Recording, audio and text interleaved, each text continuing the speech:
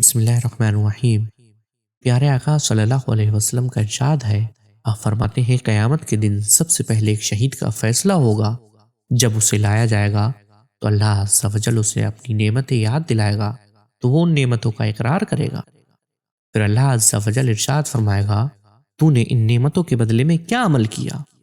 وہ عرض کرے گا، میں نے تیری راہ میں جہاد کیا یہاں تک کہ شہید ہو گیا۔ اللہ عز و جل ارشاد فرمائے گا، تو جھوٹا ہے، تو نے جہاد اس لیے کیا تھا کہ تجھے بہادر کہا جائے اور وہ تجھے کہہ لیا گیا ہے۔ پھر اس کے بارے میں جہنم میں جانے کا حکم دے گا تو اسے منہ کے بل گھسیٹ کر جہنم میں ڈال دیا جائے گا۔ اس کے بعد اس شخص کو لایا جائے گا جس نے علم سیکھا، سکھایا اور قرآن کریم پڑھا اور پڑھایا۔ وہ آئے گا تو اللہ عز و جل اسے اپنی نعمتیں یاد دلائے گا تو وہ ان نعمتوں کا اقرار کرے گا۔ پھر اللہ تبارک و تعالیٰ اس سے دریافت فرمائے گا، تو نے ان نعمتوں کے بدلے میں کیا کیا؟ وہ عرض کرے گا، میں نے علم سیکھا اور سکھایا اور تیرے لیے قرآن کریم پڑھا۔ اللہ عز و جل ارشاد فرمائے گا، تو جھوٹا ہے، تو نے علم اس لیے سیکھا تاکہ تجھے عالم کہا جائے اور قرآن کریم اس لیے پڑھا تاکہ تجھے قاری کہا جائے، اور وہ تجھے کہہ لیا گیا۔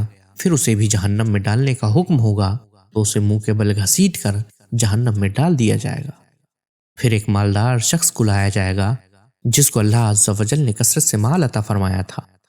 اسے بھی نعمتیں یاد دلائی جائیں گی، وہ بھی نعمتوں کا اقرار کرے گا تو اللہ عز و جل ارشاد فرمائے گا، تو نے ان نعمتوں کے بدلے میں کیا کیا؟